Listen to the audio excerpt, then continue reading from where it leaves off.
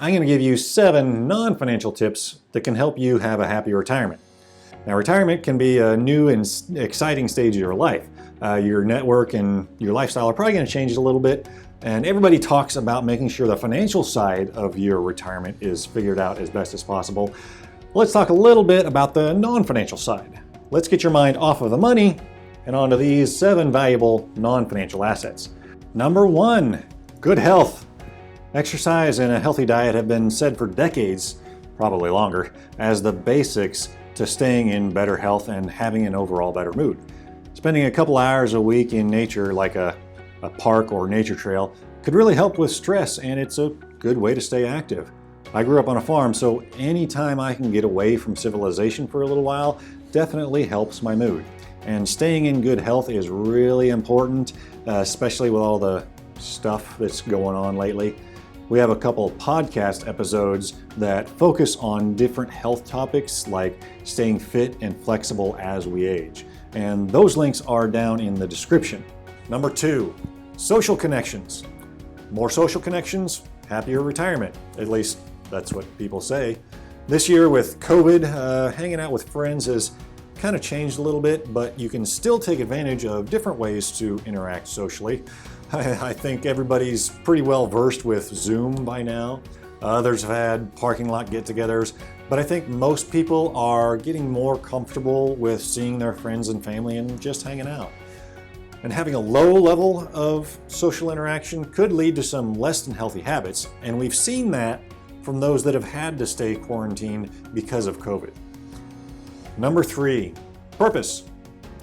What kind of contribution to society are you going to have in retirement? Golfing and vacations are great, but it may not be very fulfilling. A lot of Americans say they plan to work in retirement because they want to, not because they have to. If you love what you do and are still able to do it on your terms.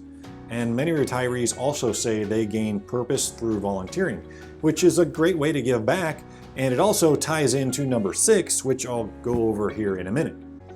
Number 4, education. I think it was either Edison or Ben Franklin that said if you stop learning, you stop growing. And correct me if I'm wrong on who said that, but just like physical exercise, you should also do mental exercises. Invest time and read up on the things you're interested in. Learn new things, get better at your hobbies, play games. My grandpa loved playing the dominoes game with all the colored dots on them. My parents still love playing that game, and so does my daughter. Every household seems to have their own way of playing it, though. It definitely keeps your mind working. Number 5, optimistic outlook.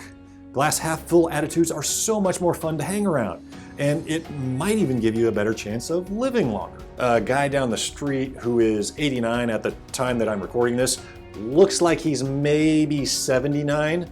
Well, we got to talking with him a little bit when we went trick-or-treating, and he says you gotta have fun every day. And we see him riding his motorcycle quite a bit. He could definitely be a product of the better attitude, longer life theory. Number 6, gratitude. If you've been blessed, be a blessing. Gratitude could give you more satisfaction. And here's where volunteering can really help your retirement shine. Count your blessings, not your money. Now, they also say gratitude reduces the desire to buy things. Well, maybe this doesn't pertain to spoiling the grandkids. I don't know, you tell me. Number 7, human's best friend. If you get out and walk your dog once a day, they say you're 20% more physically active than retirees without dogs.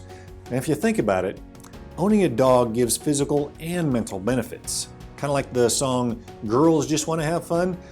You could probably change that to Dogs Just Want to Have Fun. I mean, it always looks like they've got a huge smile on their face and they're so happy when you get home. It's like they want to jump all over you. And I'm sure that there's benefits if you have a cat or any other kind of pet as well. If you have a cat or other pet, a horse, goat, duck, pig. I grew up on a farm and I have a lot of farm friends, so just about anything could be a pet. But if you do have another kind of pet, let us know in the comments what benefits you see with them. So let's recap.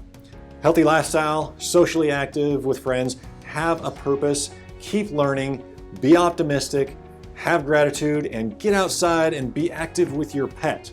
Those are 7 non-financial tips that could help you have a great retirement. So having your financial plan taken care of definitely takes some weight off your shoulders, but your physical and mental well-being are important for a happy retirement as well. If you want answers to your retirement questions, make sure to subscribe and hit that notifications bell. We put out a new video every week. Live the retirement you deserve.